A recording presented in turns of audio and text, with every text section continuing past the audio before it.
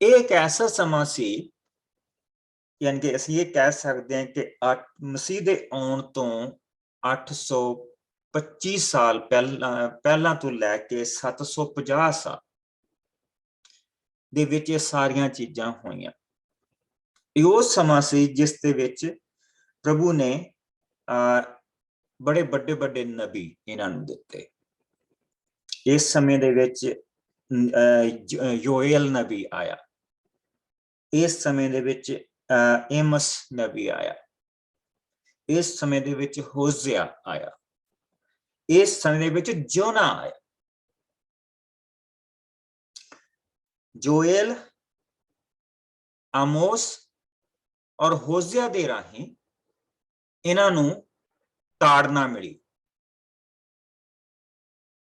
और जोना दे राही प्रभु ने असूरी कौम नूं बरकत दी, क्योंकि ओह सजा दा एक रूप बन के इन्हां दे उत्ते उतरना सी।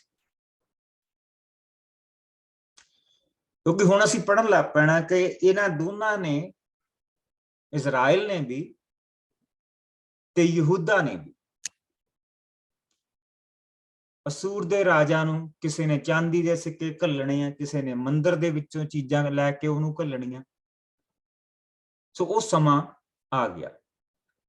असीं जोएल, आमोस, होजिया और जोना नबी नूं तां असीं पढ़ांगे जिस वेले असीं जावांगे इतिहास दीआं पोथियां च, पहला इतिहास, दूजा इतिहास, उत्थे जाके पढ़ांगे।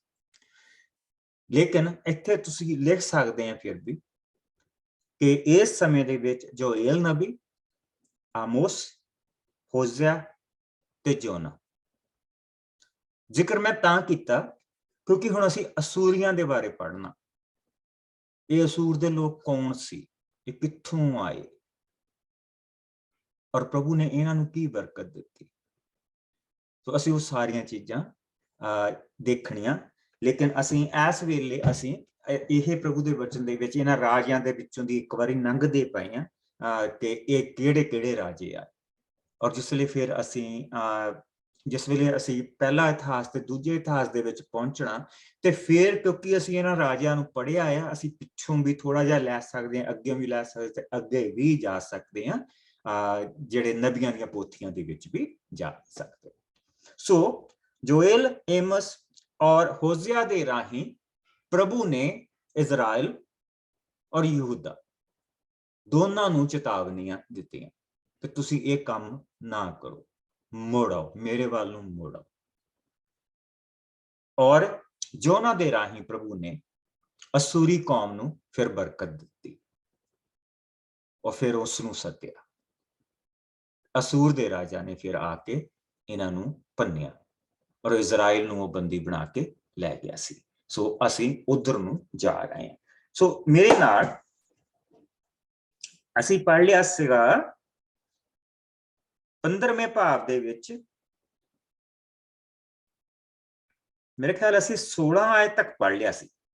Am I right? किसी चेता? इत्थे तक पढ़िया होया 16 तक पढ़िया है ना? हाँ जी। अच्छा, 17वीं आयत तो ਆਪਾਂ पढ़ना। सो 17 तो लेके कोई 22 तक पढ़ दे। मैं पढ़ दूंगी पास्टर जी। इजराइल दा राजा मनहेम, यहूदा दे राजा उजिया दे राज काल दे 39वें साल विच गादी दा पुत्र मनहेम इस्राएल उत्ते राज करन लगा। उसने सामरिया विच 10 साल राज कीता, पर उसने प्रभु दे विरुद्ध पाप कीता। वो नबाट दे पुत्र यारोबाम वाले जीवन भर पाप करदा रहा ते इस्राएल तो भी पाप करवाउंदा रहा। तद अशूर दे राजा तिग्लत-पिलेसर ने इस्राएल उत्ते चढ़ाई कीती अते मनहेम ने उस नूं 38 टन चांदी भेंट कीती। मनहेम चाहुंदा सी कि राजा पिलेसर उस दे इस्राएल उतले राज नूं पक्किया करे। मनहेम ने हर धनी इसराइली कोलों 50 चांदी दे सिक्के लए। सो अशूर दा राजा पिलेसर इस्राएल तो वापस अपने देश चला गया। मनहेम ने दे बाकी दे सब कीते कम्मां दा लेखा इस्राएल दे राजियां दी इतिहास दी पोथी विच मिलदा है। ਤਦ ਉਹ ਮਰ ਗਿਆ ਤੇ ਉਸ ਨੂੰ ਦਫਨਾ ਦਿੱਤਾ ਗਿਆ। ਉਸ ਦੀ ਥਾਂ ਉਸ ਦਾ ਪੁੱਤਰ ਪਕਿਆ ਇਸਰਾਇਲ ਦਾ ਰਾਜਾ ਬਣਿਆ। ਤੇ ਇਜ਼ਰਾਈਲ ਦਾ ਰਾਜਾ ਯਹੂਦ ਬਣਿਆ। ਅੱਛਾ, ਅਸੀਂ ਜਿਸ ਵੇਲੇ ਹੁਣ ਦੇਖਦੇ ਹਾਂ ਕਿ ਇਹ ਕਿਹੜੇ ਇਲਾਕੇ ਦੀ ਗੱਲ ਕਰਦੇ ਪਏ ਆ, let's see it in the map.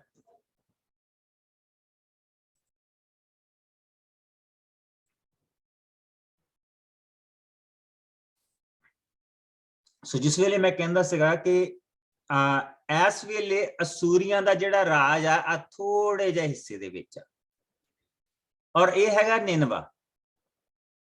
ਇਹ ਨਿਨਵਾ ਜਿੱਥੇ ਜੋਨਾ ਨੂੰ ਘੱਲਿਆ ਸੀ ਕਿ ਤੂੰ ਜਾ ਕੇ ਉਹਨਾਂ ਨੂੰ ਖਬਰਦਾਰ ਕਰ, ਠੀਕ। ਸੋ ਇੱਥੋਂ ਅਸੂਰ ਦਾ ਰਾਜਾ ਆਇਆ ਔਰ ਉਸਦੀ ਜਿਹੜੀ ਸੈਨਾ ਉਹ ਇਜ਼ਰਾਈਲ ਤੱਕ ਆਈ, ਯਾਨੀ ਕਿ ਆਰਾਮ ਦੀ ਸੈਨਾ ਦੇ ਵਿੱਚ ਦੀ ਹੁੰਦੀ ਹੋਈ ਉਹ ਈਰਾਨ ਇੱਥੇ ਪਹੁੰਚ ਗਈ ਹੈ। ਸੋ ਹੁਣ ਜਿਹੜੇ ਸਭ ਤੋਂ ਪਹਿਲੀ ਭੇਂਟ ਦੇ ਵਿੱਚ ਉਹਨਾਂ ਨੇ ਇਹ ਸਿੱਕੇ ਜਿਹੜੇ ਅਸੂਰ ਦਾ ਰਾਜਾ ਜਿਸ ਚੜਾਈ ਕੀਤੀ ਤੇ 38 ਟਨ ਚਾਂਦੀ ਉਹ ਇੱਥੋਂ ਲੈ ਕੇ ਗਿਆ। 38 ਟਨ ਚਾਂਦੀ ਜਿਸ ਲਈ ਉਸਨੇ ਹਮਲਾ ਕੀਤਾ। ਸੋ ਅਸੀਂ ਇਹ ਦੇਖ ਰਹੇ ਹਾਂ ਕਿ ਹੁਣ ਆਰਾਮ ਦਾ ਰਾਜਾ, ਇਹ ਆਹ ਸਾਰੇ ਰਾਜੇ ਹਾਲੇ ਹੈਗੇ ਆ, ਲੇਕਿਨ ਇੱਕ ਸਮਾਂ ਆਉਣਾ ਜਿਸ ਵੇਲੇ ਇਹਨਾਂ ਨੇ ਇਸ ਸਾਰੇ ਇਲਾਕੇ ਤੇ ਕਬਜ਼ਾ ਕਰ ਲੈਣਾ, ਇਹ ਸਾਰਾ ਇਲਾਕਾ ਇਹਨਾਂ ਦੇ ਕੋਲ ਹੋਣਾ। ਸੋ ਇਹ ਵਚਨ ਦੇ ਵਿੱਚ ਗੱਲ ਕੀਤੀ ਜਾ ਰਹੀ ਆ ਕਿ ਕਿਸ ਤਰ੍ਹਾਂ ਜਿਹੜਾ ਅਸੂਰ ਦਾ ਰਾਜਾ ਉਹਨੇ ਵੀ ਹੁਣ ਹਮਲੇ ਕਰਨੇ ਸ਼ੁਰੂ ਕਰ ਦਿੱਤੇ। ਸੋ ਪਹਿਲੀਆਂ ਪ੍ਰੋਬਲਮਾਂ ਮੁੱਕੀਆਂ ਨਹੀਂ ਸੀ। ਸੋ ਕਦੀ ਆਰਾਮ ਦਾ ਰਾਜਾ ਆ ਜਾਂਦਾ, ਉਹ ਇਹਨਾਂ ਕੋਲ ਪੈਸੇ ਲੈ ਜਾਂਦਾ, ਕਦੀ ਕੋਈ ਆ ਜਾਂਦਾ, ਉਹਨੂੰ ਸੋਨਾ ਚਾਂਦੀ ਦੇਣੇ ਪੈਂਦੇ ਆ। ਸੋ ਅਸੀਂ ਇਹ ਦੇਖਣਾ ਇਹਨੇ ਨਹੀਂ ਇਕੱਲੇ ਨੇ ਕੀਤੇ, ਗਾਂ ਜਾ ਕੇ ਵੀ। ਪਰ ਹੁਣ ਇਹਨਾਂ ਦੇ ਪਾਪਾਂ ਦਾ ਹਾਲ ਦੇਖਿਓ ਕਿ ਇਹਨਾਂ ਨੇ ਕਿਸ ਤਰ੍ਹਾਂ ਦੇ ਕੰਮ ਕਰਨੇ ਆ। ਸੋ ਆਓ 23 ਆਇਤ ਤੋਂ ਲੈ ਕੇ 26 ਆਇਤ ਤੱਕ ਪੜ੍ਹੀਏ। ਯਹੂਦਾ ਦੇ ਰਾਜਾ ਉਜ਼ੀਆ ਦੇ 50ਵੇਂ ਸਾਲ ਮਨਹੇਮ ਦਾ ਪੁੱਤਰ ਇਸਰਾਇਲ ਦਾ ਰਾਜਾ ਬਣਿਆ। ਉਸਨੇ ਸਾਮਰੀਆ ਵਿੱਚ 2 ਸਾਲ ਰਾਜ ਕੀਤਾ। ਉਸਨੇ ਪ੍ਰਭੂ ਦੇ ਵਿਰੁੱਧ ਪਾਪ ਕੀਤਾ ਤੇ ਨਬਾਟ ਦੇ ਪੁੱਤਰ ਯਰੋਬਾਮ ਵਾਲੇ ਪਾਪ ਜੀਵਨ ਭਰ ਕਰਦਾ ਰਿਹਾ, ਜਿਸ ਨੇ ਇਸਰਾਇਲ ਤੋਂ ਵੀ ਪਾਪ ਕਰਵਾਏ ਸਨ। ਰਮਲਿਆ ਦੇ ਪੁੱਤਰ ਪਕਾ ਨੇ 50 ਗਿਲਿਆਦ ਨਿਵਾਸੀ ਆਦਮੀਆਂ ਨੂੰ ਆਪਣੇ ਨਾਲ ਲਿਆ ਅਤੇ ਰਾਜਾ ਪਕਿਆ ਦੇ ਵਿਰੁੱਧ ਵਿਉਂਤ ਬਣਾਈ। ਪਕਾ ਨੇ ਪਕਿਆ ਨੂੰ ਸ਼ਾਹੀ ਮਹਿਲ ਦੇ ਅੰਦਰ ਹੀ ਕਤਲ ਕਰ ਦਿੱਤਾ ਅਤੇ ਉਹ ਆਪ ਉਸ ਦੀ ਥਾਂ ਇਸਰਾਇਲ ਦਾ ਰਾਜਾ ਬਣ ਗਿਆ। ਪਕਿਆ ਦੇ ਬਾਕੀ ਦੇ ਕੀਤੇ ਕੰਮਾਂ ਦਾ ਲੇਖਾ ਇਸਰਾਇਲ ਦੇ ਰਾਜਿਆਂ ਦੇ ਇਤਿਹਾਸ ਦੀ ਪੋਥੀ ਵਿੱਚ ਮਿਲਦਾ ਹੈ। ਆਮੀਨ। ਸੋ ਅਸੀਂ ਫਿਰ ਦੇਖਦੇ ਪਏ ਹਾਂ ਕਿ ਉਹੀ ਕੰਮ ਫਿਰ ਹੋ ਰਿਹਾ, ਉਹੀ ਕਤਲੋਗਾਰਤ ਫਿਰ ਚੱਲਦੀ ਪਈ ਹੈ। ਗੱਦੀ ਦੀ ਖਾਤਰ ਇੱਕ ਦੂਜੇ ਨੂੰ ਮਾਰਿਆ ਜਾ ਰਿਹਾ। ਲੇਕਿਨ ਇੱਕ ਮੈਂ ਤੁਹਾਨੂੰ ਚੀਜ਼ ਦੱਸਣੀ ਭੁੱਲ ਗਿਆ, ਜਿਸ ਲਈ ਅਸੀਂ 14ਵੇਂ ਭਾਵ ਦੇ ਵਿੱਚ ਆਏ ਸੀਗੇ, 13ਵੇਂ ਭਾਵ ਦੇ ਵਿੱਚ ਅਸੀਂ ਆਏ ਸੀ, ਤੇ ਉਹਦੀ 13 ਆਇਤ ਤੋਂ ਬਾਅਦ ਜਿੱਥੇ ਯਾਰਾਬਾਮ ਸੈਕੰਡ ਰਾਜਾ ਬਣਿਆ ਨਾ, ਇੱਥੇ ਇੱਕ ਬਹੁਤ ਵੱਡਾ ਅਰਥਕੁਏਕ ਆਇਆ ਸੀ ਇਜ਼ਰਾਈਲ ਦੇ ਵਿੱਚ। ਬਹੁਤ ਵੱਡਾ ਅਰਥਕੁਏਕ ਆਇਆ ਸੀ। ਉਹ ਸਾਨੂੰ ਗਾਂ ਜਾ ਕੇ ਜਿਸ ਲਈ ਅਸੀਂ ਪੜ੍ਹਦੇ ਹੈਗੇ ਨਾ ਏਮਸ ਦੀ ਪੋਥੀ, ਉੱਥੋਂ ਸਾਨੂੰ ਪਤਾ ਲੱਗਦਾ, ਕਿਉਂਕਿ ਇੱਥੇ ਪ੍ਰਭੂ ਨੇ ਏਮਸ ਨੂੰ ਬੁਲਾਇਆ ਸੀ। ਇੱਥੇ ਏਮਸ ਨੂੰ ਆਪਣੇ ਵੱਲ ਨੂੰ ਪ੍ਰਭੂ ਨੇ ਸੱਦਾ ਦਿੱਤਾ ਸੀ। ਵਿਚਾਰਾ ਚਰਵਾਹਾ ਸੀ ਔਰ ਉਹਨੂੰ ਪ੍ਰਭੂ ਨੇ ਸੱਦਾ ਦਿੱਤਾ ਸੀ। ਅਗਰ ਤੁਸੀਂ ਇੱਥੇ ਲਿਖਣਾ ਮੰਗਦੇ ਆ 13ਵਾਂ ਭਾਵ 13ਵੀਂ ਆਇਤ ਤੋਂ ਬਾਅਦ, ਔਰ ਇਹ 786 ਸਨ ਦੇ ਕਰੀਬ ਆ ਪ੍ਰਭੂ ਯਿਸੂ ਮਸੀਹ ਦੇ ਆਉਣ ਤੋਂ ਪਹਿਲਾਂ। ਸੋ ਅਸੀਂ ਇਹ 13 ਚੈਪਟਰ 13, 14, 15, 16 ਚੈਪਟਰ ਇਹ ਪ੍ਰਭੂ ਯਿਸੂ ਮਸੀਹ ਦੇ ਆਉਣ ਤੋਂ, ਸਾਰੇ ਚੈਪਟਰ 825 ਸਾਲ ਤੋਂ ਲੈ ਕੇ 750 ਸਾਲ ਦੇ ਵਿੱਚ ਇਹ ਸਾਰੇ ਚੈਪਟਰ ਆਉਂਦੇ। 75 ਸਾਲ ਦਾ ਸਮਾਂ ਆ ਜਿਸ ਦੇ ਵਿੱਚ ਪ੍ਰਭੂ ਨੇ ਇੱਕ ਤੋਂ ਬਾਅਦ ਦੂਜਾ ਨਬੀ ਇਹਨਾਂ ਨੂੰ ਦਿੱਤਾ, ਪਰ ਇਹਨਾਂ ਨੇ ਕਿਸੇ ਦੀ ਨਹੀਂ ਸੁਣੀ, ਕਿਸੇ ਦੀ ਨਹੀਂ ਸੁਣੀ। ਸੋ ਅਸੀਂ ਪ੍ਰਭੂ ਦੇ ਨਾਲ ਇੱਥੇ ਪ੍ਰਭੂ ਦੇ ਵਚਨ ਦੇ ਵਿੱਚੋਂ ਇਹ ਦੇਖਦੇ ਪਏ ਹਾਂ। ਸੋ ਹੁਣ ਅਸੂਰੀ ਵੀ ਆ ਗਏ ਆ, ਉਹ ਵੀ ਹਮਲੇ ਕਰਦੇ ਪਏ ਆ, ਲੇਕਿਨ ਉਹਨੇ ਸੋਚਿਆ ਸੀਗਾ ਵੀ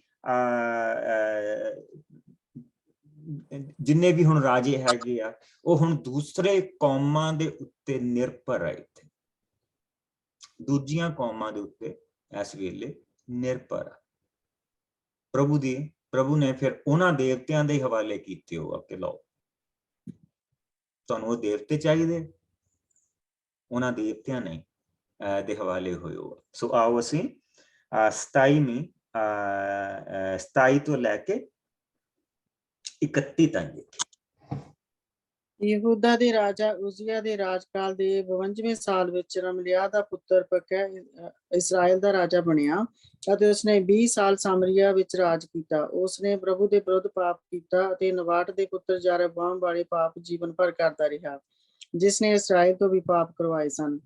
ਪਕਹ ਦੇ ਰਾਜਕਾਲ ਵਿੱਚ ਅਸੂਰ ਦੇ ਰਾਜਾ ਤਿਗਲਤ ਪਿਲਸਰ ਨੇ ਇਸਰਾਇਲ ਉੱਤੇ ਚੜ੍ਹਾਈ ਕੀਤੀ ਅਤੇ ਉਸਨੇ ਏਓਨ ਆਬੇਲ ਬੈਤ ਮਾਕਾ ਜੋ ਨਾਲ ਕਦੇਸ਼ ਅਤੇ ਹਸ਼ੋਰ ਨਗਰਾਂ ਉੱਤੇ ਕਬਜ਼ਾ ਕਰ ਲਿਆ। ਉਸਨੇ ਗਿਲਿਆਦ, ਗਾਲੀਲ ਅਤੇ ਨਫਤਾਲ ਫਸਟ ਜੀ ਮੇਰੇ ਗਲੇ ਨੂੰ ਕੁਛ ਹੋਇਆ, ਕੋਈ ਹੋਰ ਪੜ ਸਕਦਾ? ਕੋਈ ਜਣਾ ਹੋਰ ਪੜ ਦੋ। ਹਾਂਜੀ ਮੈਂ ਪੜ੍ਹਦੀ। ਥੈਂਕ ਯੂ ਮੇਰੀ ਭੈਣ।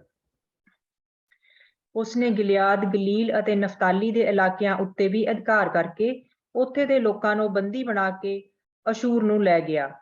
ਯਹੂਦਾ ਦੇ ਰਾਜਾ ਉਜ਼ੀਆ ਦੇ ਪੁੱਤਰ ਯੋਥਾਮ ਦੇ ਰਾਜਕਾਲ ਦੇ 20ਵੇਂ ਸਾਲ ਵਿੱਚ ਏਲੇ ਦੇ ਪੁੱਤਰ ਹੋਸ਼ਿਆ ਨੇ ਰਾਜਾ ਪਕਹ ਦੇ ਵਿਰੁੱਧ ਵਿਉਂਤ ਬਣਾ ਕੇ ਉਸ ਨੂੰ ਕਤਲ ਕਰ ਦਿੱਤਾ ਅਤੇ ਉਹ ਆਪ ਉਸ ਦੀ ਥਾਂ ਇਜ਼ਰਾਈਲ ਦਾ ਰਾਜਾ ਬਣ ਗਿਆ। ਪਕਹ ਦੇ ਬਾਕੀ ਦੇ ਕੀਤੇ ਕੰਮਾਂ ਦਾ ਲੇਖਾ ਇਜ਼ਰਾਈਲ ਦੇ ਰਾਜਿਆਂ ਦੀ ਪੋਥੀ ਵਿੱਚ ਮਿਲਦਾ ਹੈ। ਸੋ ਉਹਨੇ ਉਹ ਵੀ ਕਤਲ ਕਰਕੇ ਗੱਦੀ ਦੇ ਉੱਤੇ ਬੈਠਾ ਸੀਗਾ ਔਰ ਉਹਦਾ ਗਾਂ ਜਾ ਕੇ ਕਤਲ, ਉਹਦਾ ਜਿਹੜਾ ਕਤਲ ਉਹ ਏਲਾ ਨੇ ਕਰ ਦਿੱਤਾ। ਸੋ ਹੁਣ ਇੱਕ ਦੂਜੇ ਦਾ ਕਤਲ ਕਰਕੇ ਗੱਦੀ ਦੇ ਉੱਤੇ ਬੈਠਿਆ ਜਾ ਰਿਹਾ ਕਿਉਂਕਿ ਰਾਜ ਕਮਜ਼ੋਰ ਆ। ਔਰ ਅਸੀਂ ਦੇਖਦੇ ਪਏ ਕਿ ਅਸੂਰ ਦਾ ਇਹ ਦੂਸਰਾ ਹਮਲਾ ਹੈ। ਪਹਿਲਾ ਜਿਹੜਾ ਹਮਲਾ ਸੀਗਾ ਉਹ ਉਸਨੇ ਮਨਹੇਮ ਦੇ ਸਮੇਂ ਦੇ ਵਿੱਚ ਕੀਤਾ ਸੀ। ਸੋ ਹੁਣ ਉਸਨੇ ਦੂਸਰਾ ਹਮਲਾ ਇਜ਼ਰਾਈਲ ਦੇ ਉੱਤੇ ਕੀਤਾ ਔਰ ਇਸ ਵਾਰੀ ਉਹ ਕਿਤੇ ਜ਼ਿਆਦਾ ਲੈ ਕੇ ਗਿਆ। ਉਹ ਇਹਨਾਂ ਦੇ ਲੋਕਾਂ ਨੂੰ ਗੁਲਾਮ ਬਣਾ ਕੇ ਲਿਆ। ਹੁਣ ਇੱਥੋਂ ਇਜ਼ਰਾਈਲ ਦੀ ਦੂਜੀ ਗੁਲਾਮੀ ਚੋਂ ਨਿਕਲ ਕੇ ਆਏ ਸੀਗੇ, ਹੁਣ ਗੁਲਾਮੀ ਸ਼ੁਰੂ ਹੋ ਗਈ। ਗੁਲਾਮੀ ਦੇ ਵਿੱਚ ਇਹ ਹੁਣ ਮੁੜ ਕੇ ਜਾ ਰਿਹਾ। ਸੋ ਜੋ ਪ੍ਰਭੂ ਨੇ ਜੋਏਲ ਦੇ ਰਾਹੀਂ, ਏਮਸ ਦੇ ਰਾਹੀਂ, ਉਬਦਿਆ ਦੇ ਰਾਹੀਂ, ਹੋਜ਼ਿਆ ਦੇ ਰਾਹੀਂ ਜੋ ਕੁਝ ਪ੍ਰਭੂ ਨੇ ਇਹਨਾਂ ਨੂੰ ਕਿਹਾ ਸੀ ਉਹ ਹੁਣ ਪੂਰਾ ਹੋਣ ਲੱਗ ਪਿਆ। ਠੀਕ। ਸੋ ਅਸੀਂ ਪ੍ਰਭੂ ਦੇ ਵਚਨ ਨੂੰ ਪੂਰਾ ਹੁੰਦਾ ਦੇਖਦੇ ਪਏ, ਪਰ ਪ੍ਰਭੂ ਨੇ ਬੜੀਆਂ ਵਾਰਨਿੰਗ ਦਿੱਤੀਆਂ ਨੇ ਇੱਕ ਤੋਂ ਬਾਅਦ ਦੂਜੀ। ਸੋ ਹੁਣ ਜਿਸ ਵੇਲੇ ਅਸੀਂ ਅਗਲੇ ਹੁਣ ਹਿੱਸੇ ਦੇ ਵਿੱਚ ਆ ਗਏ, ਹੁਣ ਅਸੀਂ ਦੂਜੇ ਪਾਸੇ ਚਲੇ ਗਏ ਯਹੂਦਾ ਦੇ ਇਲਾਕੇ ਵਿੱਚ। ਇਜ਼ਰਾਈਲ ਉੱਪਰਲਾ ਇਲਾਕਾ ਹੈ, ਯਹੂਦਾ ਥੱਲੜਾ ਇਲਾਕਾ। ਹੁਣ ਅਸੀਂ ਥੱਲੜੇ ਇਲਾਕੇ ਦੇ ਵਿੱਚ ਆ ਗਏ। ਸੋ ਆਓ 32 ਆਇਤ ਤੋਂ ਲੈ ਕੇ ਇਸ ਚੈਪਟਰ ਨੂੰ ਖਤਮ ਕਰੀਏ। ਯਹੂਦਾ ਦਾ ਰਾਜਾ ਜੋਥਾਮ। ਇਜ਼ਰਾਈਲ ਦੇ ਰਾਜਾ ਪਕਹ ਦੇ ਰਾਜਕਾਲ ਦੇ ਦੂਜੇ ਸਾਲ ਵਿੱਚ ਉਜ਼ੀਆ ਦਾ ਪੁੱਤਰ ਜੋਥਾਮ ਯਹੂਦਾ ਦਾ ਰਾਜਾ ਬਣਿਆ। ਜੋਥਾਮ ਦੀ ਉਮਰ ਰਾਜਾ ਬਣਨ ਸਮੇਂ 25 ਸਾਲ ਸੀ ਅਤੇ ਉਸ ਨੇ 16 ਸਾਲ ਯਰੂਸ਼ਲਮ ਵਿੱਚ ਰਾਜ ਕੀਤਾ। ਉਸ ਦੀ ਮਾਤਾ ਦਾ ਨਾਂ ਜਰੂਸ਼ਾ ਸੀ, ਜੋ ਸਦੂਕ ਦੀ ਪੁੱਤਰੀ ਸੀ। ਜੋਥਾਮ ਨੇ ਆਪਣੇ ਪਿਤਾ ਉਜ਼ੀਆ ਵਾਂਗ ਸਭ ਕੰਮ ਪ੍ਰਭੂ ਦੀ ਇੱਛਾ ਅਨੁਸਾਰ ਕੀਤੇ। ਉਸਨੇ ਮੰਦਰ ਦਾ ਉਸਾਰੀ ਪਾਸੇ ਦਾ ਫਾਟਕ ਬਣਾਇਆ ਸੀ, ਪਰ ਉਸਦੇ ਰਾਜਕਾਲ ਵਿੱਚ ਪਰਾਏ ਦੇਵਤਿਆਂ ਦੇ ਪੂਜਾ ਦੇ ਸਥਾਨ ਢਾਏ ਨਾ ਗਏ। ਸੋ ਲੋਕ ਉਹਨਾਂ ਉੱਤੇ ਬਲੀਆਂ ਚੜਾਉਂਦੇ ਅਤੇ ਧੂਪ ਦਿਖਾਉਂਦੇ ਰਹੇ। ਰਾਜਾ ਜੋਥਾਮ ਦੇ ਬਾਕੀ ਦੇ ਸਭ ਕੰਮਾਂ ਦਾ ਲੇਖਾ ਯਹੂਦਾ ਦੇ ਰਾਜਿਆਂ ਦੀ ਇਤਿਹਾਸ ਦੀ ਪੋਥੀ ਵਿੱਚ ਮਿਲਦਾ ਹੈ। ਜੋਥਾਮ ਦੇ ਰਾਜਕਾਲ ਵਿੱਚ ਹੀ ਪ੍ਰਭੂ ਨੇ ਆਰਾਮ ਦੇ ਰਾਜਾ ਰੇਸ਼ੀਨ ਅਤੇ ਇਜ਼ਰਾਈਲ ਦੇ ਰਾਜਾ ਪਕਹ ਤੋਂ ਯਹੂਦਾ ਉੱਤੇ ਹੱਲੇ ਕਰਵਾਣੇ ਸ਼ੁਰੂ ਕੀਤੇ। ਤਦ ਜੋਥਾਮ ਮਰ ਗਿਆ ਅਤੇ ਉਸ ਨੂੰ ਦਾਊਦ ਦੇ ਨਗਰ ਵਿੱਚ ਰਾਜ ਘਰਾਣੇ ਦੀ ਕਬਰ ਵਿੱਚ ਦਫਨਾ ਦਿੱਤਾ ਗਿਆ ਅਤੇ ਉਸ ਦੀ ਥਾਂ ਉਸ ਦਾ ਪੁੱਤਰ ਆਹਾਜ਼ ਯਹੂਦਾ ਉੱਤੇ ਰਾਜ ਕਰਨ ਲੱਗਾ। ਮੁਸੀਬਤ ਪਤਾ ਕੀ ਹੈ? ਮੁਸੀਬਤ ਇੱਕੋ ਹੀ ਆ ਕਿ ਇਹ ਆਪ ਤਾਂ ਰਾਜੇ ਪ੍ਰਭੂ ਦੇ ਰਸਤੇ ਤੇ ਚੱਲਦੇ ਆ, ਪਰ ਜਿਹੜੀ ਕੌਮ ਦੇ ਵਿੱਚ ਮੁਸੀਬਤ ਪਈ ਹੋਆ ਨਾ ਉਹ ਨਹੀਂ ਹਟਾਉਂਦੇ ਪਏ। ਉੱਥੋਂ ਇਹ ਪਤਾ ਲੱਗਦਾ ਕਿ ਜਿਹੜੇ ਦੂਜਿਆਂ ਦੇਵਤਿਆਂ ਨੂੰ ਮੰਨਣ ਵਾਲੇ ਇਹਨਾਂ ਦੇ ਵਿੱਚ ਆ ਨਾ, ਉਹ ਉੱਚੀਆਂ ਜਗ੍ਹਾਵਾਂ ਤੇ ਬੈਠੇ ਹੋ, ਉਹਨਾਂ ਨੂੰ ਤਕੜੇ ਲੋਕ ਸਪੋਰਟ ਕਰਦੇ ਪਏ। ਔਰ ਜਿਸ ਵੇਲੇ ਉਹ ਵੇਦੀਆਂ ਉੱਥੇ ਆ ਤੇ ਆਫ ਕੋਰਸ ਉਹਨਾਂ ਦੀ ਵਰਸ਼ਿਪ ਵੀ ਹੋਣੀ। ਜੇ ਉਹ ਵੇਦੀਆਂ ਢਾ ਦਿੱਤੀਆਂ ਜਾਣ, ਦਾਊਦ ਨੇ ਸਾਰੀਆਂ ਵੇਦੀਆਂ ਢਾਤੀਆਂ ਸੀ ਉਹਨਾਂ ਦੀ, ਉਹਨੇ ਪੱਧਰਾ ਕਰਤਾ ਸੀ ਸਾਰਾ ਕੁਝ। ਸਾਊਲ ਨੇ ਕੰਮ ਸ਼ੁਰੂ ਕੀਤਾ ਸੀ ਤੇ ਦਾਊਦ ਨੇ ਉਸ ਨੂੰ ਪੂਰਾ ਕੀਤਾ ਸੀ, ਔਰ ਕੋਈ ਨਹੀਂ ਸੀ। ਸੋਲੋਮਨ ਦੇ ਸਮੇਂ ਦੇ ਵਿੱਚ ਉਹ ਵੇਦੀਆਂ ਆਈਆਂ ਕਿਉਂਕਿ ਉਸਨੇ ਦੂਸਰੀਆਂ ਕੌਮਾਂ ਦੀਆਂ ਔਰਤਾਂ ਦੇ ਨਾਲ ਵਿਆਹ ਕਰਾਏ, ਔਰ ਹਰ ਇੱਕ ਔਰਤ ਆਪਣੇ ਨਾਲ ਇੱਕ ਦੇਵਤਾ ਲੈ ਕੇ ਆਈ, ਔਰ ਉਹ ਦੇਵਤਿਆਂ ਦੀ ਪੂਜਾ ਉਦੋਂ ਦੀ ਚੱਲਦੀ ਪਈ। ਜਿਸ ਲਈ ਉਹ ਕਹਿੰਦੇ ਨਾ ਯਾਰਾਬੁਆਮ ਵਾਲੇ ਪਾਪ ਉਹਨਾਂ ਨੇ ਕਰਵਾਏ, ਤੇ ਯਾਰਾਬੁਆਮ ਨੇ ਜਿਹੜਾ ਮਹਾਨ ਪਾਪ ਕਰਵਾਇਆ ਸੀ ਉਹ ਇਹ ਸੀ ਕਿ ਜਿਸ ਵੇਲੇ ਉਸਨੇ ਦੇਖਿਆ ਕਿ ਲੋਕ ਹਾਲੇ ਵੀ ਯਹੂਦਾ ਨੂੰ ਜਾਂਦੇ ਆ, ਕਿਉਂਕਿ ਜਰੂਸਲਮ ਉੱਥੇ ਹੈ ਔਰ ਜਰੂਸਲਮ ਦੇ ਵਿੱਚ ਮੰਦਿਰ, ਉਹ ਚੜਾਵਾ ਚੜਾ ਕੇ ਆਉਂਦੇ। ਉਸਨੇ ਦੇਖਿਆ ਕਿ ਇਧਰਲਾ ਪੈਸਾ ਉਧਰ ਜਾ ਰਿਹਾ, ਪੈਸਾ ਹੀ ਸੀਗਾ ਨਾ, ਪੈਸੇ ਦੀ ਗੱਲ ਸੀਗੀ। ਤੇ ਹੁਣ ਪੈਸਾ ਕਿੱਥੇ ਜਾ ਰਿਹਾ ਉਹਨਾਂ ਦਾ? ਹੁਣ ਧਨ ਕੌਣ ਆ ਕੇ ਲੈ ਕੇ ਜਾਂਦਾ? ਹੁਣ ਆ ਕੇ ਧਨ ਲੈ ਕੇ ਜਾਂਦੇ ਆ ਦੂਜੀਆਂ ਕੌਮਾਂ, ਜਿਨ੍ਹਾਂ ਦੇ ਦੇਵਤੇ ਪੂਜਦੇ ਆ, ਉਹੀ ਆ ਕੇ ਧਨ ਲੈ ਕੇ ਜਾਂਦੇ ਹੁਣ ਇਹਨਾਂ ਕੋਲ। ਕੋਈ ਚਾਂਦੀ, ਕੋਈ ਸੋਨਾ, ਕੋਈ ਕੁਛ ਤੇ ਕੋਈ ਕੁਛ।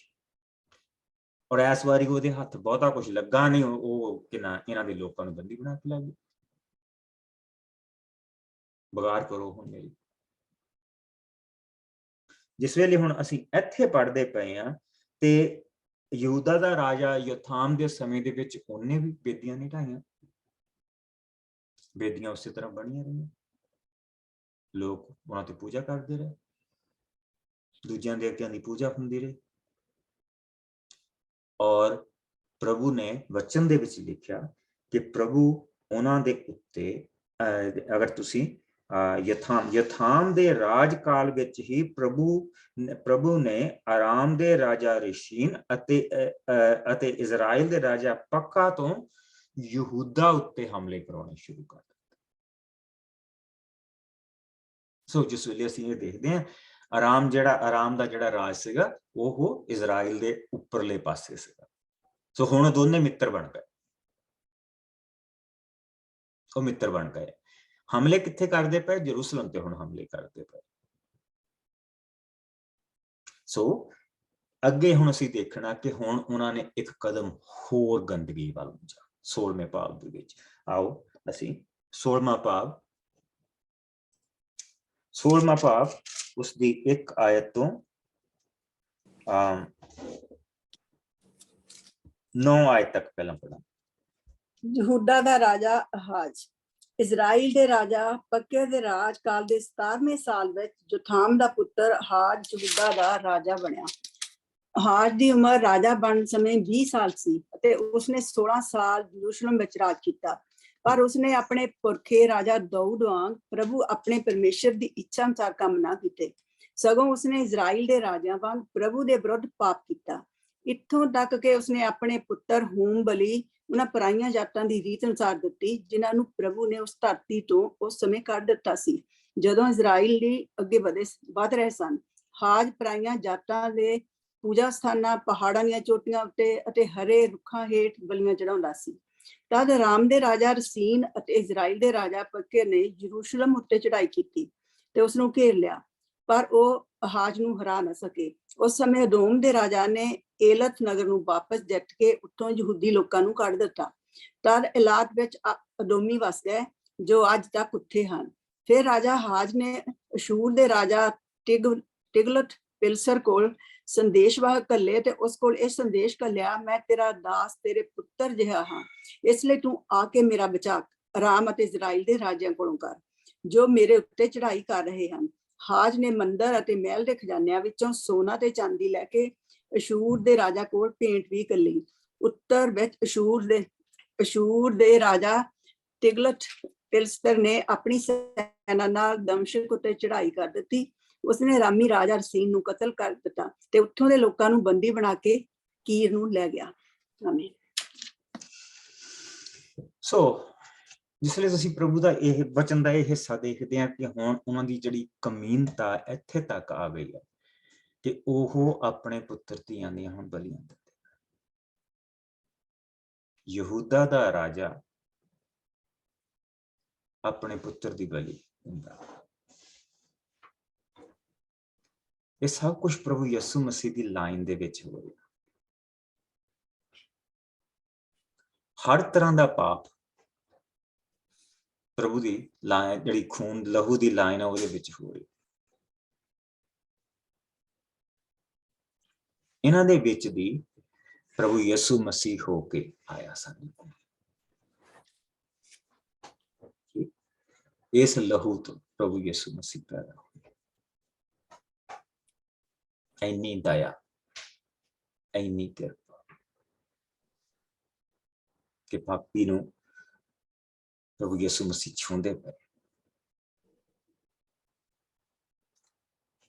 ਔਰ ਉਸਨੇ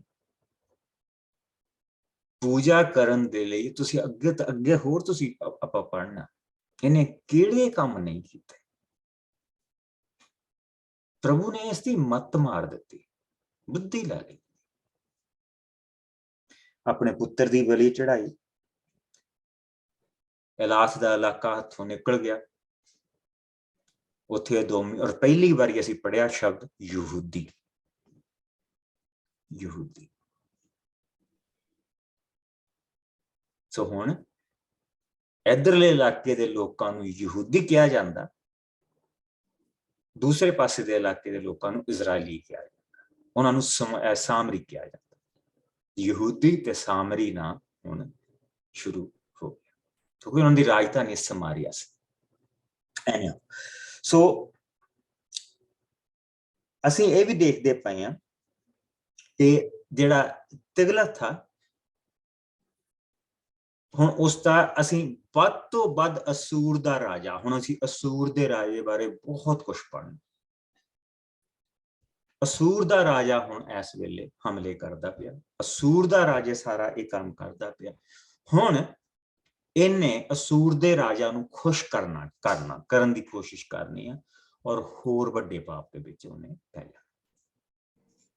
ਅਸੂਰ ਦੇ ਰਾਜਾ ਨੇ ਆਪਣੀਆਂ ਜਿਹੜੀਆਂ ਵੇਦੀਆਂ ਉਧਰ ਸਥਾਪਿਤ ਕਰ ਦਿੱਤੀਆਂ।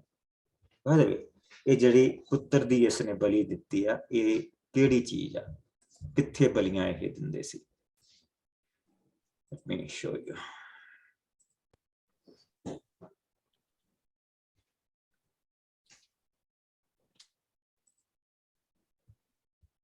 ਸੋ ਇਸ ਤਰ੍ਹਾਂ ਦਾ ਬੁੱਤ ਹੁੰਦਾ ਸੀ ਜਿਹਦੇ ਪਿੱਛੋਂ ਦੀ ਇਧਰੋਂ ਦੀ ਲੱਕੜਾਂ ਪਾਈਆਂ ਜਾਂਦੀਆਂ ਸੀ।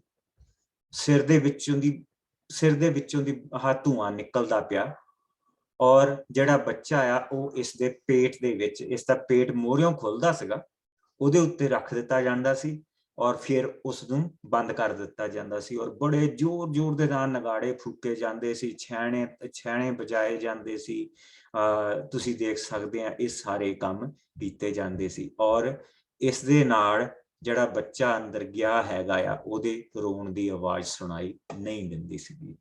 ਔਰ ਇਹ ਇਸ ਤਰੀਕੇ ਦੇ ਨਾਲ ਆਹ ਰਾਜਾ ਖੜਾ ਆ ਜਿਹੜਾ ਬਲੀਆਂ ਦੇ ਰਿਹਾ। ਮੋਲਖ ਦੇਵਤਾ ਸੀਗਾ ਜਿਹਨੂੰ ਬਲੀਆਂ ਇਹ ਦਿੰਦੇ ਹੁੰਦੇ ਸੀ। ਔਰ ਮੂਵੀ ਮੇਰੇ ਕੋਲ ਹੈਗੀ ਹੈ, ਮੈਂ ਤੁਹਾਨੂੰ ਕੱਲ ਨੂੰ ਦਿਖਾਊਂਗਾ। ਹਾਲੇ ਤੱਕ ਬਹੁਤ ਗਾਂ ਆਉਣਾ ਬੱਚਿਆਂ ਦੀਆਂ ਬਲੀਆਂ ਦੇਣੀਆਂ ਜਿਹੜੀਆਂ ਇਹਨਾਂ ਨੇ। ਤੁਹਾਨੂੰ ਅੱਗੇ ਦਿਖਾਊਂਗਾ ਜਾ ਕੇ ਤੇ ਕਿਸ ਤਰੀਕੇ ਦੇ ਨਾਲ ਇਹਨਾਂ ਨੇ ਕਾਨੂੰਨੀ ਕੰਮ ਕੀਤੇ। ਹੁਣ 10ਵੀਂ ਆਇਤ ਤੋਂ ਲੈ ਕੇ ਹੁਣ ਉਸਨੇ ਜਿਹੜਾ ਮੰਦਿਰ ਆ ਉਹਦਾ ਸਾਰਾ ਡਿਜ਼ਾਈਨ ਪ੍ਰਭੂ ਨੇ ਆਪ ਮੂਸਾ ਨੂੰ ਦਿੱਤਾ ਸੀ। ਚੇਤਾ ਕਿਹੜੀ ਚੀਜ਼ ਕਿੱਦਾਂ ਬਣਾਉਣੀ, ਕਿੰਨੇ ਇੰਚ ਹੋਵੇ, ਕਿੰਨੇ ਮੀਟਰ ਹੋਵੇ, ਉਹਦੇ ਤੇ ਕਿੱਦਾਂ ਦੀ ਚੀਜ਼ ਲੱਗੀ ਹੋਵੇ,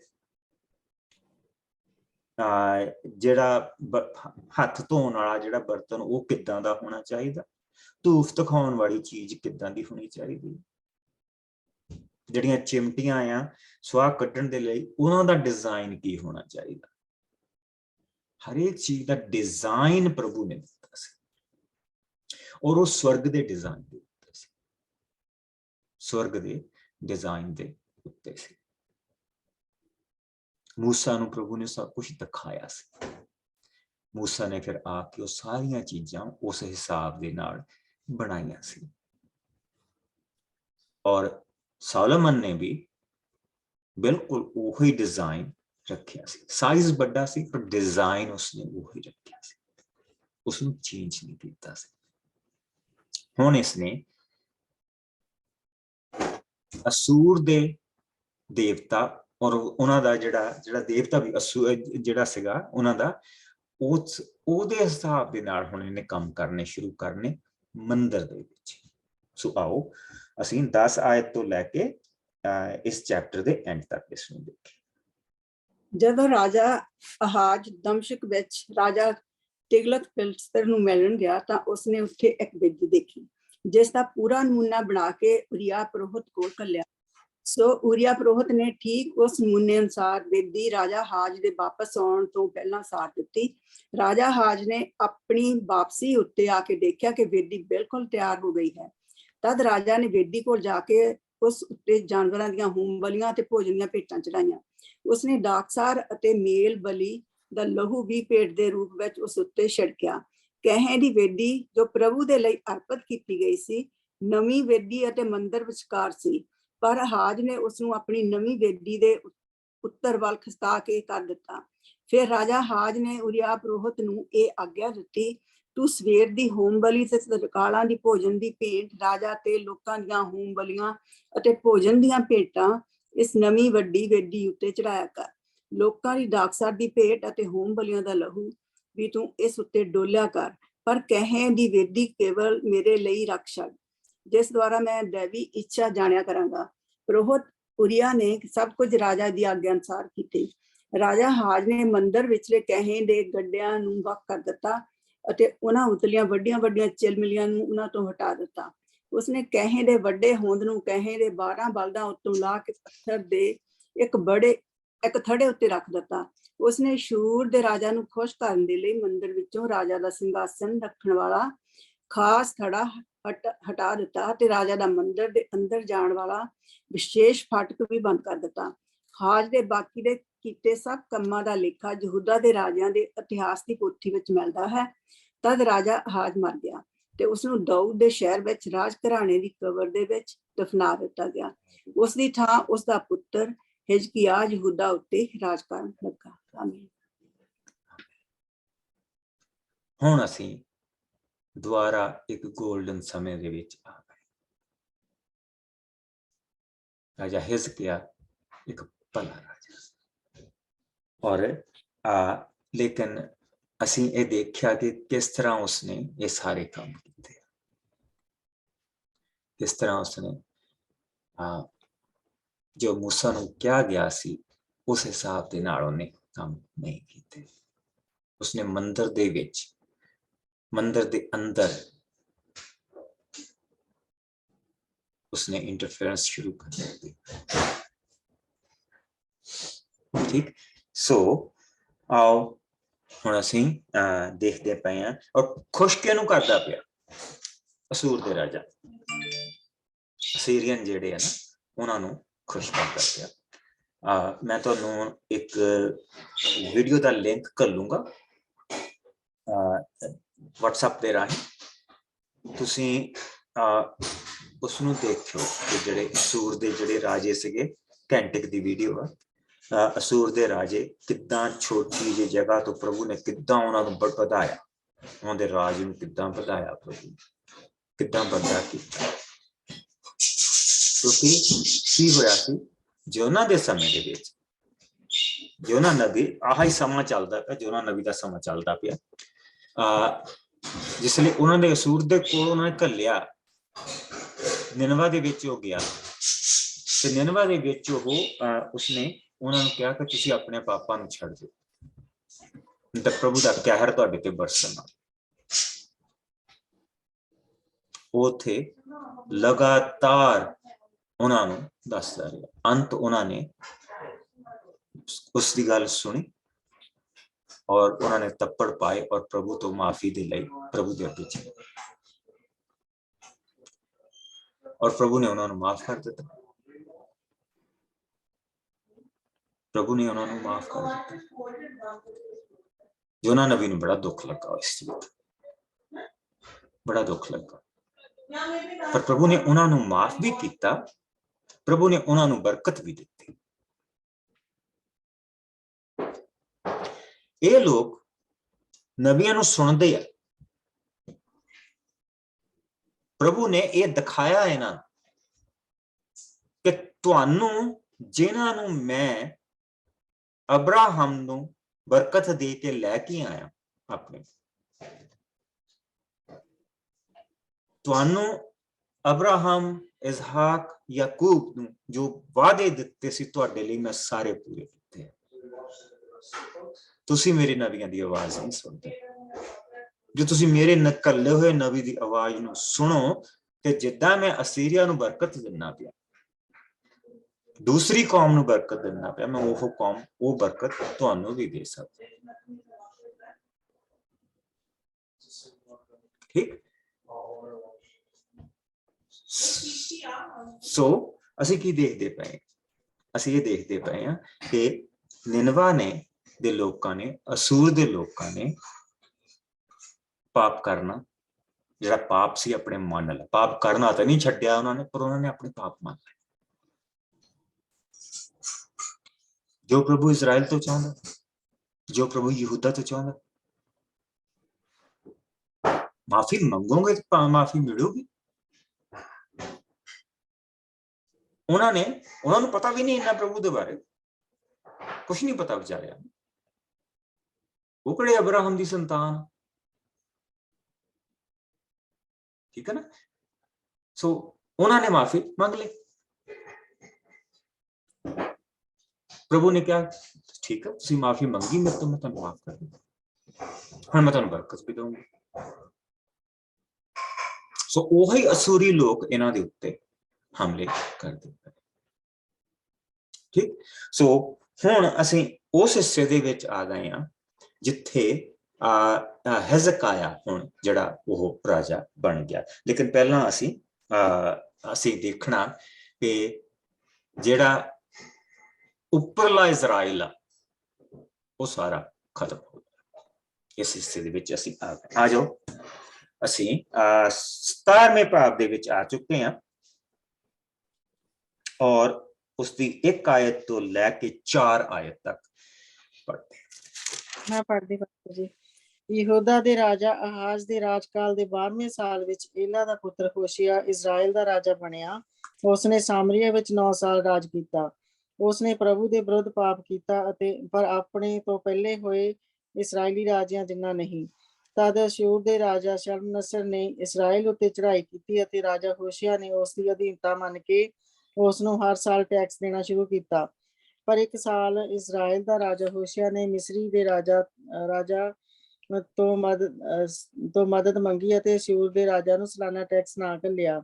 ਪਰ ਅਸ਼ੂਰ ਦੇ ਰਾਜਾ ਸ਼ਲਮਨਸਰ ਨੂੰ ਹੋਸ਼ਿਆ ਦੀ ਇਸ ਚਾਲ ਦਾ ਪਤਾ ਲੱਗ ਗਿਆ, ਇਸ ਲਈ ਉਸਨੇ ਹੋਸ਼ਿਆ ਨੂੰ ਬੰਦੀ ਬਣਾ ਕੇ ਕੈਦ ਵਿੱਚ ਬੰਦ ਕਰ ਦਿੱਤਾ। ਆਮੀਨ। ਸੋ ਹੁਣ ਅਸੀਂ it's not a ਹੋਸ਼ਿਆ Nabi, just so you know. ਸੋ ਅਸੀਂ ਕੀ ਦੇਖਦੇ ਪਏ ਹਾਂ ਕਿ ਹੁਣ ਇੱਕ ਨਵੀਂ ਸੁਪਰ ਪਾਵਰ ਆ ਗਈ ਹੈ ਔਰ ਜਿਹੜੀ ਨਵੀਂ ਸੁਪਰ ਪਾਵਰ ਆ ਇੱਥੇ ਉਹ ਸੁਪਰ ਪਾਵਰ ਬਣ ਚੁੱਕੀ ਹੈ ਅਸੀਰੀਅਨ। ਔਰ ਮੈਂ ਤੁਹਾਨੂੰ ਕੱਲ ਨੂੰ ਮੈਪ ਇਹਨਾਂ ਦੇ ਦਿਖਾਊਂਗਾ ਕਿ ਉਹਨਾਂ ਦਾ ਰਾਜ ਆਲਮੋਸਟ ਇਰਾਕ ਤੋਂ ਲੈ ਕੇ ਇੱਥੇ ਤੱਕ ਸੀ। ਇਰਾਕ ਦੀਆਂ ਹੱਦਾਂ ਤੋਂ ਲੈ ਕੇ ਇੱਥੇ ਤੱਕ ਸੀ। ਇਰਾਕ ਦੇ ਵਿੱਚ ਤਾਂ ਉਸ ਵੇਲੇ ਜਿਹੜਾ ਸੀਗਾ ਉਹ ਤਾਂ ਅਸੀਂ ਗਾਂਹ ਜਾ ਕੇ ਦੇਖਾਂਗੇ ਨਾ। ਇਰਾਕ ਦੇ ਨੂੰ ਤਾਂ ਜਿਹੜਾ ਬੰਦੀ ਬਣਾਉਣਾ ਸੀਗਾ ਉਹ ਜਿਸ ਵੇਲੇ ਅਸੀਂ ਅਗਲੇ ਥੋੜੇ ਜਿਹੇ ਹੋਰ ਚੈਪਟਰਾਂ ਦੇ ਵਿੱਚ ਆ ਜਾਏ। ਲੇਕਿਨ ਹੁਣ ਇਸ ਵੇਲੇ ਅਸੀਂ ਇਹ ਦੇਖਦੇ ਪਏ ਹਾਂ ਕਿ ਉਹ ਹੁਣ ਉਸਨੇ ਲਗਾਤਾਰ ਸਾਲਾਨਾ ਟੈਕਸ ਉਸਨੂੰ ਦੇਣਾ ਪੈ ਰਿਹਾ। ਔਰ ਜਿਸ ਲਈ ਸਾਲਾਨਾ ਟੈਕਸ ਉਸ ਨੂੰ ਦੇਣਾ ਪੈ ਰਿਹਾ ਤੇ 1 ਸਾਲ ਜਿਸ ਤਰ੍ਹਾਂ ਕਹਿੰਦੇ ਫਸਲ ਨਹੀਂ ਹੋਈ, ਇੱਥੇ ਅਕਾਲ ਦਾ ਸਮਾਂ ਵੀ ਆਇਆ ਸੀਗਾ ਔਰ ਉਸਨੇ ਕਿਹਾ ਨਹੀਂ, ਇਹ ਕੰਮ ਨਹੀਂ ਹੋਣਾ। ਸੋ ਹੁਣ ਉਸਨੇ ਸਾਮਰੀਆ ਦੇ ਉੱਤੇ ਪੂਰਾ ਕਬਜ਼ਾ ਕਰ ਲਿਆ। ਆਓ ਅਸੀਂ 5 ਆਇਤ ਤੋਂ 5 ਤੋਂ ਪਹਿਲਾਂ 12 ਦੇਖਦੇ।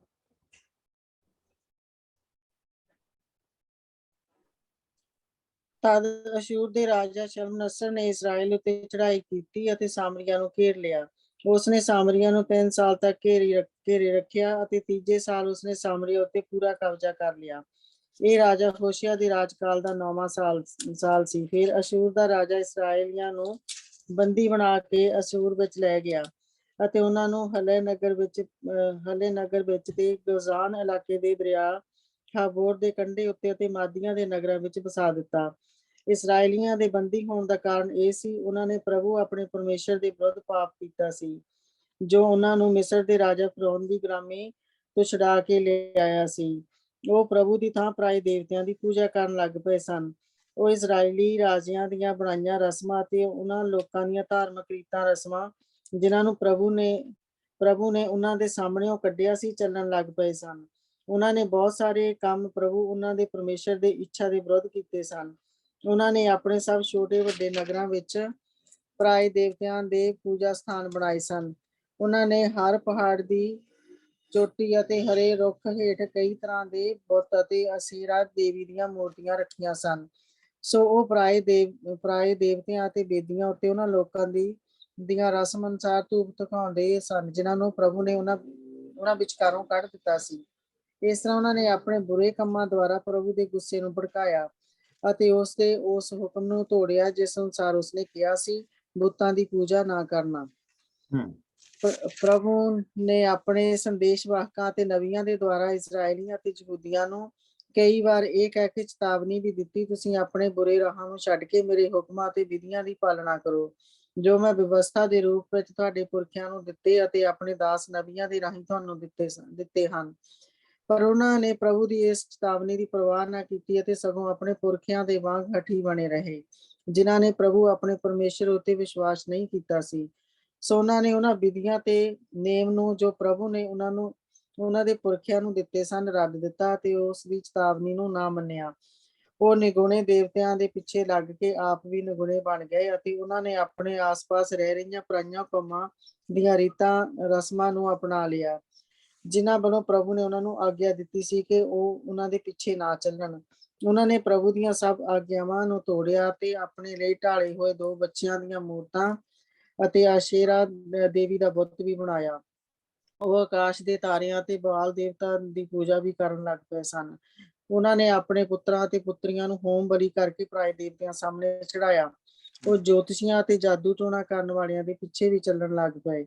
ਇਹ ਸਭ ਕੰਮ ਕਰਕੇ ਉਹਨਾਂ ਨੇ ਪ੍ਰਭੂ ਦੀ ਇੱਛਾ ਦਾ ਪੂਰੀ ਤਰ੍ਹਾਂ ਨਾਲ ਵਿਰੋਧ ਕੀਤਾ ਅਤੇ ਉਸਦੇ ਗੁੱਸੇ ਨੂੰ ਭੜਕਾਇਆ। ਸੋ ਪ੍ਰਭੂ ਨੇ ਯਹੂਦਾ ਨੂੰ ਛੱਡ ਕੇ ਇਸਰਾਏਲ ਨੂੰ ਪੂਰੀ ਤਰ੍ਹਾਂ ਨਾਲ ਦੂਰ ਕਰ ਦਿੱਤਾ, ਕਿਉਂਕਿ ਉਹ ਉਹਨਾਂ ਤੋਂ ਕ੍ਰੋਧਿਤ ਹੋਇਆ ਸੀ।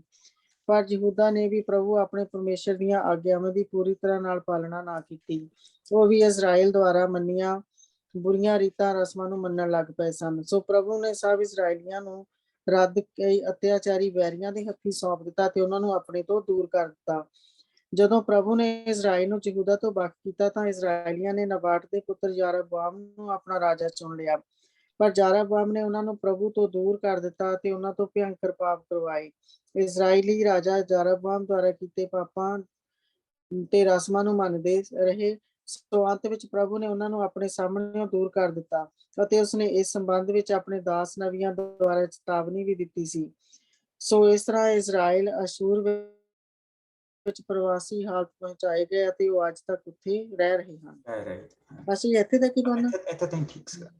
ਸੋ ਹੁਣ ਅਸੀਂ ਕੀ ਦੇਖਦੇ ਪਏ ਹਾਂ, ਇੱਥੇ ਬਾਈਬਲ ਨੇ ਆਪੇ ਹੀ ਸਾਰਾ ਕੁਝ ਹੁਣ ਕਲੀਨ ਕਰ ਦਿੱਤਾ। ਪ੍ਰਭੂ ਦੇ ਵਚਨ ਜੋ ਆਪਾਂ ਪਿੱਛੇ ਦੇਖਦੇ ਆ ਰਹੇ ਹਾਂ ਕਿ ਨਬੀਆਂ ਦੇ ਉਹਨਾਂ ਦੇ ਕੋਲ ਵਚਨ ਲੈ ਕੇ ਗਏ।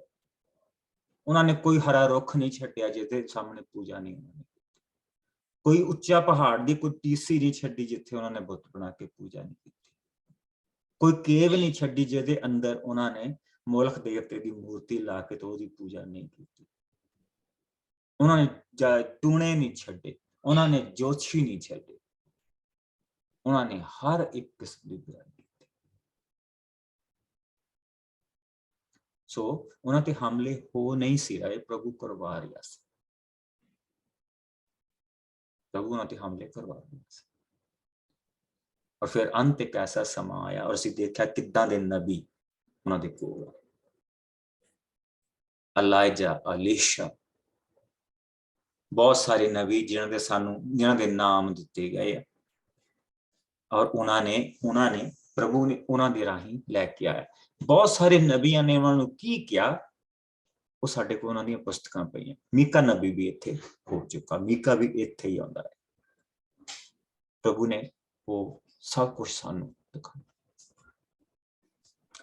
ਪ੍ਰਭੂ ਨੇ ਸਾਰੇ ਰਾਜ ਨੂੰ ਇਕੱਠੇ ਨੂੰ ਨਹੀਂ ਕੱਢਿਆ, ਉਸਨੇ ਯਹੂਦਾ ਦੇ ਲਈ ਇੱਕ ਵਾਰਨਿੰਗ ਇੱਥੇ ਦਿਖਾਈ ਹੈ। ਯਹੂਦਾ ਦੇ ਲਈ ਇੱਕ ਇਹ ਵਾਰਨਿੰਗ ਹੈ ਕਿ ਜੇ ਤੁਸੀਂ ਨਹੀਂ ਹਟਣਾ, ਜੇ ਤੁਸੀਂ ਵੀ ਨਹੀਂ ਹਟਣਾ, ਤੁਹਾਡਾ ਵੀ ਇਹੋ ਹੀ ਹਾਲ ਕੀਤਾ ਜਾਏ, ਤੁਹਾਡਾ ਵੀ ਇਹੋ ਹੀ ਹਾਲ ਕੀਤਾ ਜਾਏ। ਸੋ ਅੰਤ ਹੁਣ ਜਿਹੜਾ ਉੱਪਰਲਾ ਹਿੱਸਾ ਉਹਨਾਂ ਦੇ ਲੋਕਾਂ ਨੂੰ ਬੰਦੀ ਬਣਾ ਕੇ ਉਹ ਉੱਥੋਂ ਲੈ ਗਿਆ, ਔਰ ਉਹਦੇ ਆਪਣੇ ਲੋਕ ਉੱਥੇ ਆ ਕੇ ਬਸ ਗਏ।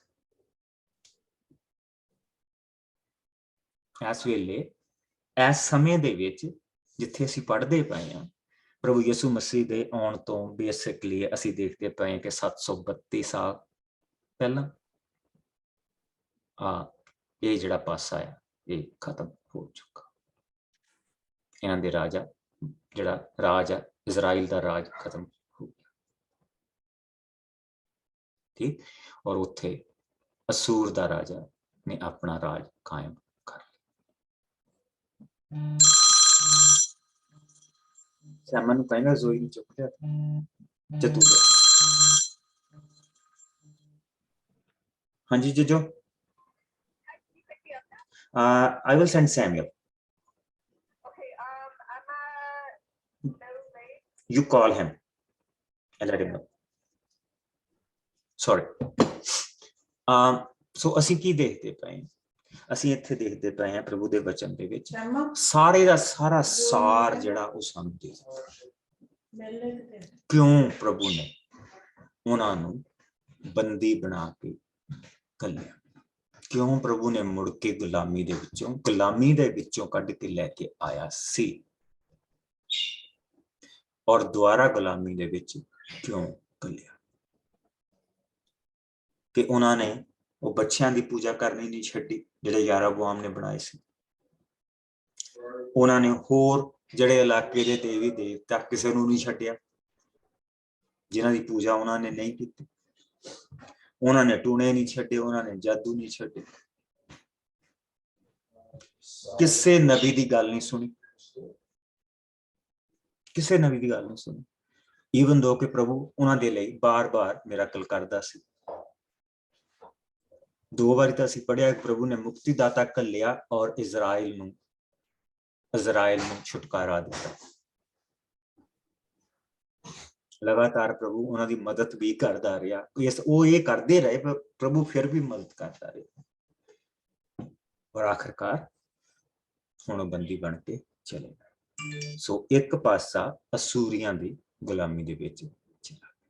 ਹੁਣ ਅਸੂਰੀਆਂ ਨੇ ਦੂਸਰੇ ਪਾਸੇ ਨੂੰ ਦੇ ਉੱਤੇ ਕਬਜ਼ਾ ਕਰਨਾ ਚਾਹਣਾ। ਸੋ ਆਓ ਅਸੀਂ ਪਹੁੰਚ ਗਏ ਹੈਗੇ ਹਾਂ। ਪਹਿਲਾਂ ਤਾਂ ਦੇ ਅਸੂਰੀ ਨਬੀ ਜਿਸ ਲਈ ਉੱਥੇ ਆ ਕੇ ਬਸ ਗਏ, ਉਸ ਹਿੱਸੇ ਨੂੰ ਪੜ੍ਹ ਲਈਏ। ਆਪਾਂ ਇੰਨਾ ਹੀ ਖਤਮ ਕਰਾਂਗੇ। 24 ਤੋਂ ਲੈ ਕੇ ਕੋਈ ਜਾਣਾ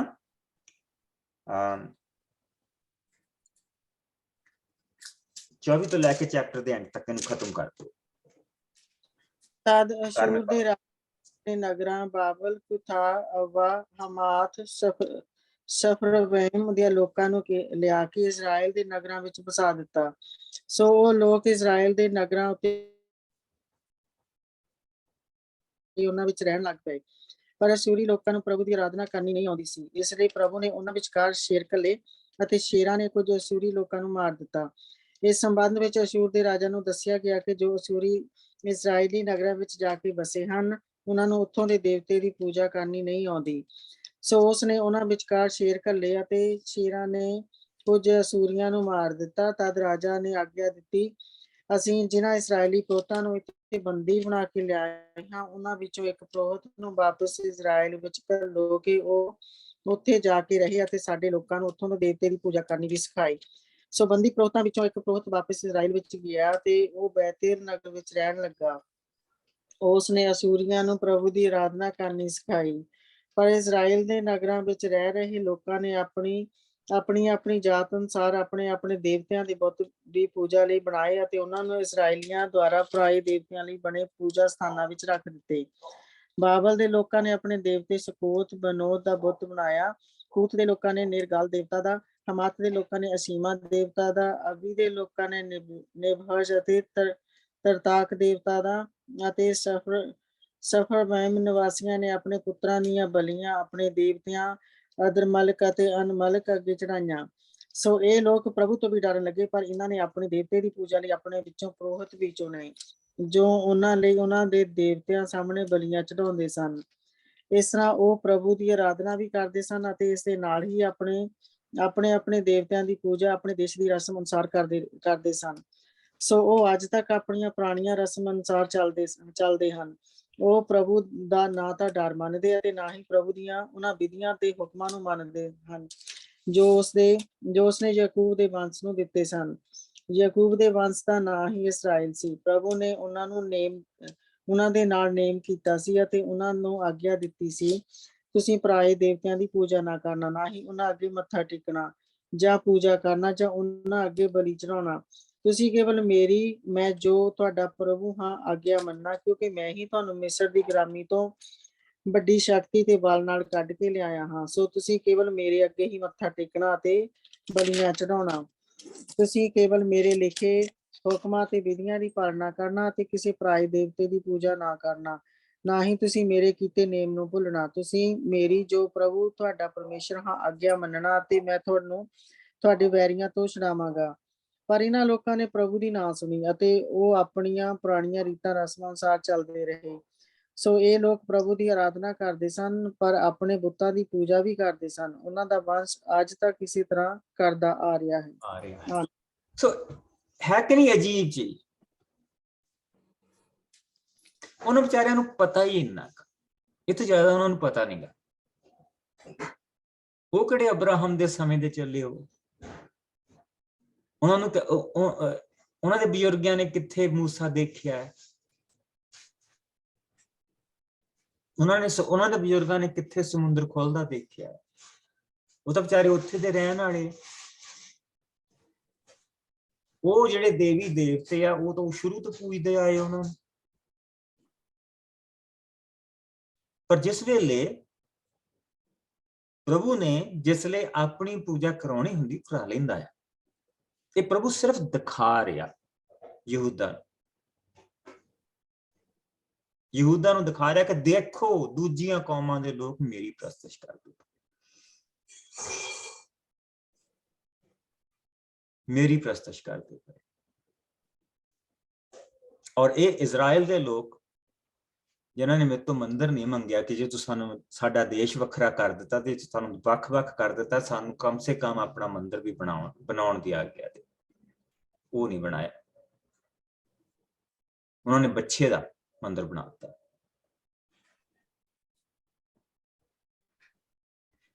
ਇਹਨਾਂ ਨੂੰ ਕਿਹੜੇ ਨੇਮ ਦਿੱਤੇ ਹੋ ਪ੍ਰਭੂ ਨੇ? ਇਹਨਾਂ ਨੂੰ ਤਾਂ ਕੋਈ ਨੇਮ ਨਹੀਂ ਮਿਲਿਆ ਪ੍ਰਭੂ ਦਾ, ਲੇਕਿਨ ਫਿਰ ਵੀ ਉਹ ਪ੍ਰਭੂ ਦੀ ਉਪਾਸਨਾ ਕਰਦੇ ਪਏ। ਸੋ ਪ੍ਰਭੂ ਨੇ ਇੱਥੇ ਦਿਖਾਇਆ ਕਿ ਦੂਜੀਆਂ ਕੌਮਾਂ ਨੇ ਮੇਰੀ ਉਪਾਸਨਾ ਕਰਨੀ ਹੈ। ਮੈਂ ਚਾਹਾਂ ਤਾਂ ਮੈਂ ਦੂਜੀਆਂ ਕੌਮਾਂ ਤੋਂ ਵੀ ਆਪਣੀ ਉਪਾਸਨਾ ਕਰਾ ਸਕਦਾ, ਲੇਕਿਨ ਇਹਨਾਂ ਦੇ ਲਈ ਬਾਰ-ਬਾਰ ਸਾਨੂੰ ਇਹ ਦੱਸਿਆ ਗਿਆ ਕਿਉਂਕਿ ਹੁਣ ਇਹਨਾਂ ਦਾ ਦੇਸ਼ ਮੁੱਕ ਗਿਆ, ਇਹ ਖਤਮ ਹੋ ਗਿਆ। ਇਸ ਕਰਕੇ ਸਾਨੂੰ ਹੁਣ ਇੱਥੇ ਬਾਰ-ਬਾਰ ਦਿਖਾਇਆ ਜਾ ਰਿਹਾ ਕਿ ਪ੍ਰਭੂ ਨੇ ਕਿਉਂ ਉਹਨਾਂ ਨੂੰ ਬੰਦੀ ਹੋ ਜਾਣ ਦਿੱਤਾ। ਅਸੀਰੀਅਨ ਇਸ ਚੀਜ਼ ਦੇ ਲਈ ਬੜੇ ਮੰਨੇ ਜਾਂਦੇ ਸੀ ਕਿ ਉਹ ਜਿਸ ਵੀ ਦੇਸ਼ ਦੇ ਉੱਤੇ ਹਮਲਾ ਕਰਦੇ ਸੀਗੇ ਉੱਥੇ ਦੇ ਲੋਕਾਂ ਨੂੰ ਉਹਨਾਂ ਨੇ ਜਿਹੜੇ ਹੋਰ ਜਿੱਤੇ ਹੋਏ ਇਲਾਕੇ ਹੁੰਦੇ ਸੀ ਉੱਥੇ ਵਸਾ ਦਿੰਦੇ ਸੀ, ਉੱਥੇ ਦੇ ਲੋਕਾਂ ਨੂੰ ਲਿਆ ਕੇ ਇੱਥੇ ਵਸਾ ਦਿੰਦੇ ਸੀ। ਜਿੱਦਾਂ ਮੰਨ ਲਓ ਕਿ ਜੇ ਉਹਨਾਂ ਨੇ BC ਦੇ ਉੱਤੇ ਹਮਲਾ ਕੀਤਾ ਤੇ ਟੋਰਾਂਟੋ ਉਹਨਾਂ ਦੇ ਕਬਜ਼ੇ ਦੇ ਵਿੱਚ ਆ, ontario ਉਹਨਾਂ ਦੇ ਕਬਜ਼ੇ, ਉਹਨਾਂ ਨੇ ontario ਦੇ ਲੋਕ ਲਿਆ ਕੇ ਇੱਥੇ ਵਸਾ ਦੇਣੇ ਆ, ਇੱਥੇ ਦੇ ਲੋਕ ਲਿਜਾ ਕੇ ਉੱਥੇ ਵਸਾ ਦੇਣੇ। ਔਰ ਇਸ ਤਰ੍ਹਾਂ ਉਹ ਮਿਕਸ ਕਰ ਦਿੰਦੇ ਸੀ, ਸਾਰਿਆਂ ਲੋਕਾਂ ਨੂੰ ਮਿਕਸ ਕਰ ਦਿੰਦੇ ਸੀ ਤਾਂ ਕਿ ਕਿਸੇ ਵੀ ਕਿਸਮ ਦੇ ਉਹ ਸਿਰ ਨਾ ਚੁੱਕਣ ਮੁੜ। ਸੋ ਇਹਨਾਂ ਨੂੰ ਇਸ ਤੋਂ ਬਾਅਦ lost tribes of Israel ਕਿਹਾ ਗਿਆ। lost tribes of Israel। ਉਹਨਾਂ ਨੇ ਇਹਨਾਂ ਨੂੰ ਇੰਨਾ ਖਿਲਾਰ ਦਿੱਤਾ ਅਸੀਰੀਅਨ ਦਾ ਜਿਹੜਾ ਸਾਰਾ ਸਮਾਂ ਸੀਗਾ ਕਿ ਇਹਨਾਂ ਦੇ ਹੱਥ ਨੂੰ ਨਹੀਂ ਸੀ ਪਤਾ ਸਾਡਾ ਪੈਰ ਕਿੱਥੇ।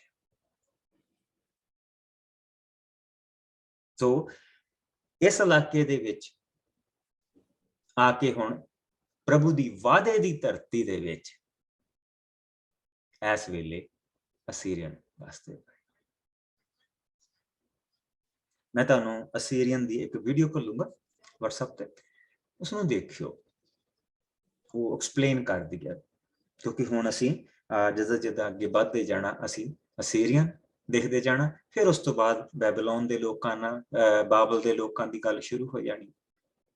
ਕਿਉਂਕਿ ਇਹਨਾਂ ਨੂੰ ਬੰਦੇ ਦਾ ਜਿਹੜਾ ਪੁੱਤ ਬਣਾਉਣਾ ਉਹ ਬਾਬਲ ਦੇ ਰਾਜਾ ਨਬੂਕਦਨਸਰ ਨੇ ਆ ਕੇ ਬਣਾਉਣਾ। ਹਟਣਾ ਨਹੀਂ ਇਹਨਾਂ ਦੇ ਸਾਹਮਣੇ ਇਹਨਾਂ ਦੇ ਭਰਾ ਬੰਦੀ ਹੋ ਕੇ ਚਲੇ ਗਏ ਆ, ਪਰ ਇਹਨਾਂ ਨੇ ਹਟਣਾ ਨਹੀਂ। ਇਸ ਵੇਲੇ ਜਿਹੜਾ ਰਾਜਾ ਹਿਜ਼ਕੀਆ ਆ ਉਹ ਡਰ ਗਿਆ ਥੋੜਾ ਜਿਹਾ, ਉਹਨੇ ਪ੍ਰਭੂ ਦੇ ਵੱਲ ਨੂੰ ਹੁਣ ਮੂੰਹ ਮੋੜਨਾ ਆ ਔਰ ਪ੍ਰਭੂ ਨੇ ਬਹੁਤ ਵੱਡਾ ਮਿਰਾਕਲ ਕਰਨਾ, ਬਹੁਤ ਵੱਡਾ ਮਿਰਾਕਲ ਕੱਲ ਨੂੰ ਦੇਖਾਂਗੇ। ਆਓ ਪਿਆਰੇ ਪ੍ਰਭੂ, ਤੇਰਾ ਬਹੁਤ ਸ਼ੁਕਰ ਕਰਦੇ ਹਾਂ। ਤੇਰੇ ਵਚਨ ਦੇ ਵਿੱਚ ਅਸੀਂ ਬਹੁਤ ਕੁਝ ਦੇਖਦੇ ਹਾਂ। ਅਸੀਂ ਦੇਖਦੇ ਪਏ ਹਾਂ ਕਿ ਕਿਸ ਤਰ੍ਹਾਂ ਖੁਦਾਵੰਦ ਤੂੰ ਇੱਕ ਦਿਆਲੂ ਪ੍ਰਭੂ ਆ, ਬਾਰ-ਬਾਰ ਆਪਣੇ ਲੋਕਾਂ ਨੂੰ ਤੂੰ ਖੁਦਾਵੰਦ ਉਹਨਾਂ ਨੂੰ ਦੱਸਦਾ, ਉਹਨਾਂ ਦੇ ਰਸਤਿਆਂ ਨੂੰ ਠੀਕ ਕਰਦਾ। ਤਾਂ ਪ੍ਰਭੂ ਜੀ ਆਪਣੇ ਰਸਤੇ ਵਾਪਸ ਨਹੀਂ ਮੁੜਨਾ ਮੰਗਦੇ, ਤੇਰੇ ਵੱਲ ਨੂੰ ਨਹੀਂ ਮੁੜਨਾ ਮੰਗਦੇ। ਪਿਆਰੇ ਪ੍ਰਭੂ, ਸਾਡੀ ਦੁਆ ਹੈ ਕਿ ਤੂੰ ਸਾਡੀਆਂ ਵੀ ਗਲਤੀਆਂ ਨੂੰ ਮਾਫ ਕਰ, ਕਿਉਂਕਿ ਪ੍ਰਭੂ ਜੀ ਸਾਨੂੰ ਵੀ ਨਹੀਂ ਪਤਾ ਕਈ ਵਾਰ ਅਸੀਂ ਕੀ ਕਰ ਜਾਂਦੇ, ਕੀ ਸੋਚ ਜਾਂਦੇ, ਤਾਂ ਕਿ ਤੇਰਾ ਰਾਜ ਸਾਡੇ ਉੱਤੇ ਬਣਿਆ ਰਹੇ। ਤੂੰ ਸਾਡਾ ਰਾਜਾ ਬਣੇ, ਤੂੰ ਸਾਡੇ ਰਹਿਣ ਦੀ ਜਗ੍ਹਾ ਬਣੇ।